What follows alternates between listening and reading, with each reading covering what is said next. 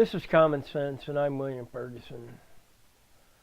It's Valentine's Day, it's Ash Wednesday, and there's been a shooting at a school in Florida. And so this is just going to be straight off the cuff. You see, back years ago, there was a court that decided that you couldn't discipline your child. Okay, when I was a kid, you disciplined the child. And in today's world, I don't see many people from my generation that are behaving in such a way as to show no discipline whatsoever in the house. Okay, and it's not because we're old. It's because when we were kids growing up, if you didn't address an adult in a proper way, with respect, sometimes you get smacked upside the back of the head, or you would be told, yes ma'am, yes sir, thank you, no thank you, or whatever.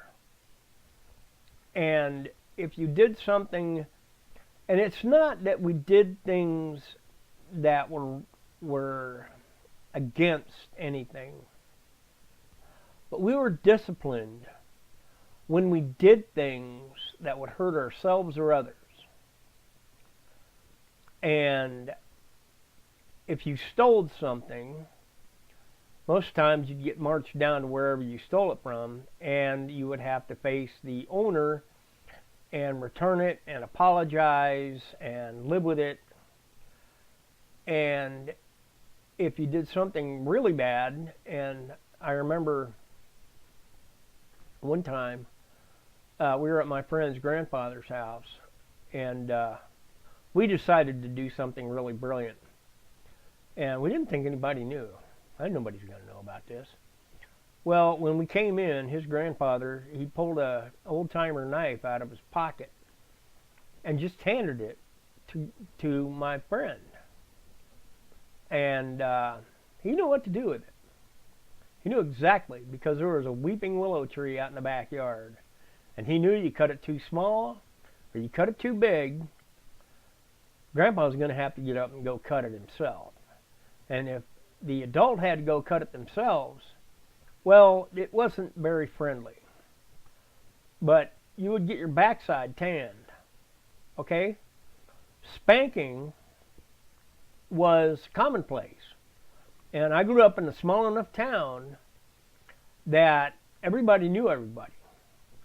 So if you did something that was wrong, even if it wasn't your parent that saw you doing it, and it was somebody else's parent, they had permission to take you off to the side, tan your fanny, and then send you home. But normally they would call your parents, either before or after said discipline was applied, and sometimes the discipline would carry on at home. Now, it wasn't beating, okay? There were kids that were beaten, and I saw that too.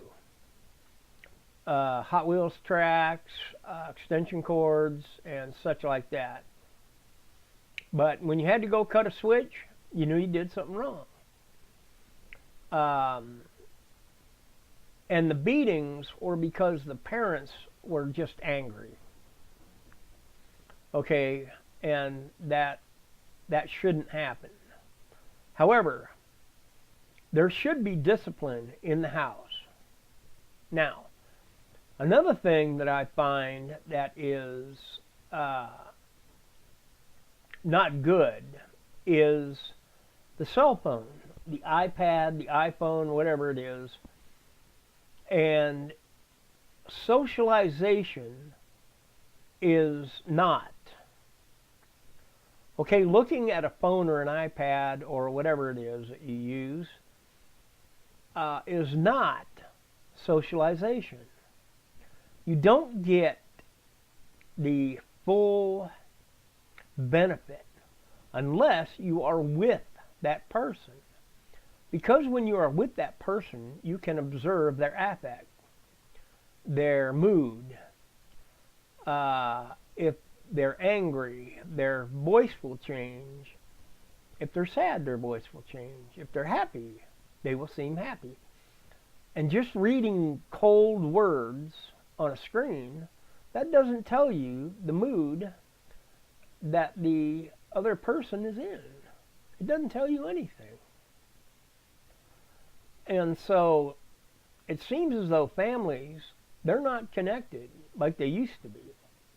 It used to be families would sit around the kitchen table and do stuff like eat dinner and discuss things, which is part of the problem of these school shootings.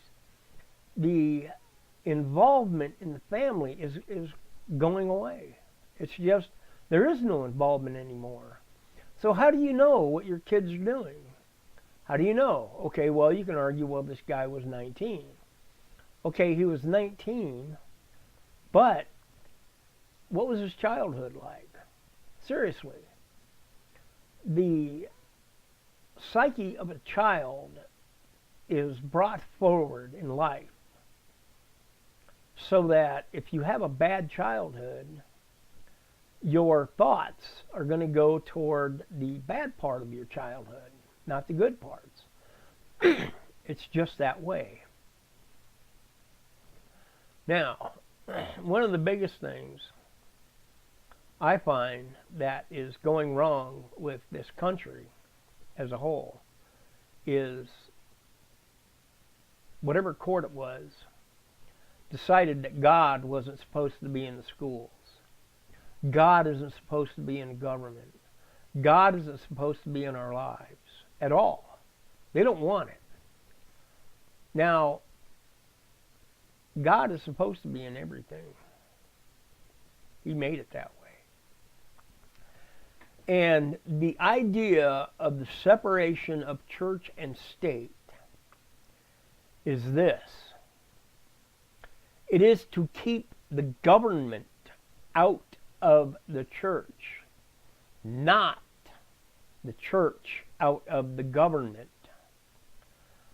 The Constitution was written on biblical principles because back in that day when there was discipline, moral values, integrity, honesty, and everything that is good and true about what should be happening in this country now, it did happen in the country then. Not completely, but on a major scale, it did. And so, when the Constitution was written, it was written with the idea that people would hold on to their moral values and keep God in the lives of the people. And every time I see one of these shootings, I know it's because you're pushing God out. You're pushing discipline out. You're pushing good out. And if you think that abortion is good for the country, it's not. Look at it like this. The courts are saying, well, the Supreme Court, Roe v. Wade, is saying that murdering a human being is fine. Go ahead, do it. That is what the Supreme Court said on the Roe v. Wade. Because if you can murder an unborn child, why not murder everybody? Why not? Then you've got another thing, sex crimes. Okay, we have a First Amendment. But back when the First Amendment was written, they didn't have a whole lot of pornography. They didn't have the internet completely plastered with pornography. They didn't have magazines or movies or what have you splattered with pornography. They didn't have movies glamorizing and glorifying murder and blowing up things and killing everybody and all the rest of that. We don't need it. In fact, that's what's tearing this country apart, is all this violence. There's violence here, there's sex here, there's the disrespect for life there. It's all that is what is ruining this country. That is why there are shootings in schools. It is. I promise you. If you bring God back into the schools, they'll slow down. If you take violence from being glorified and glamorized in Hollywood, that'll slow down the violence. If you show respect for life by condemning abortion, that will slow down the violence. Because this country needs to get back to respect and moral values. And I ask that you pray for the leadership of this country, that they will stand firm on their morals and their integrity, and keep following the Word of God to bring this country back to prosperity and security. Because that's where it is. It's in God. Alright, thanks for watching. I'm William Ferguson for Common Sense.